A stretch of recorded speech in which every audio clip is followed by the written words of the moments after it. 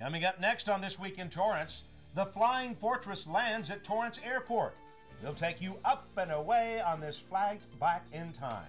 Then these women turn fashion into funds at an annual event.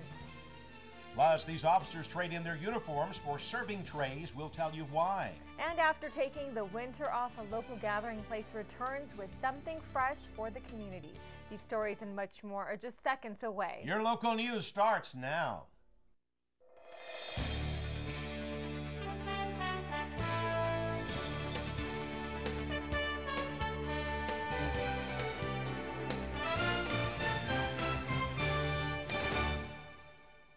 Hello, everyone, and welcome to This Week in Torrance. I'm Jin Chun. And I'm Ben McCain. Thanks for joining us.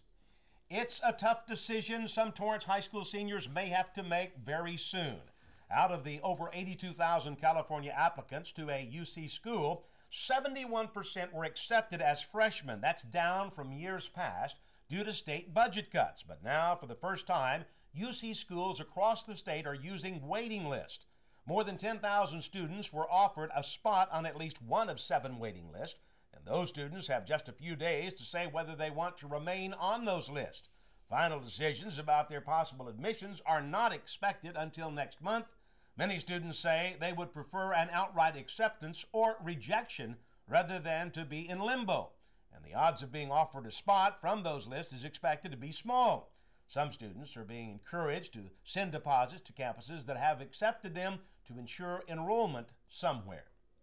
Here are some highlights from the most recent City Council meeting. The week of April 18th has been named National Crime Victims' Rights Week in the city. Torrance's Victim Support Program provides victims with numerous services, including crisis intervention, counseling, and court assistance. City Council is encouraging the community to support the program's staff and recognize the important role they play in keeping Torrance safe. Torrance Police was recognized by the Pediatric Brain Tumor Foundation for their participation in the Ride for Kids event. Every year, hundreds of motorcyclists help raise funds and spirits by riding together through Torrance and the South Bay. This year's ride is happening on Sunday, May 2nd. And South High School varsity and freshman cheerleaders were honored for all making it to the national competition, where both teams came back grand champions. And later, council approved the $165,000 cost to renovate the pond at Wilson Park.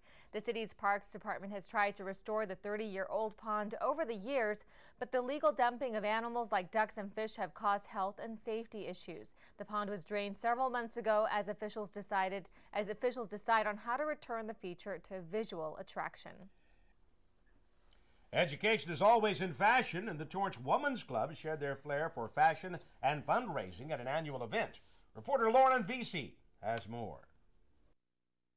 It's a fundraiser for scholarships for Torrance High School students and for the nursing program at El Camino College. And elegance in black and white was the theme of the Torrance Women's Club annual fashion show fundraiser. This is a really important event for the community, but also for our club.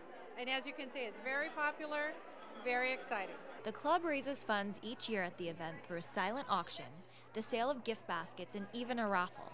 This year's auction included some hot ticket items.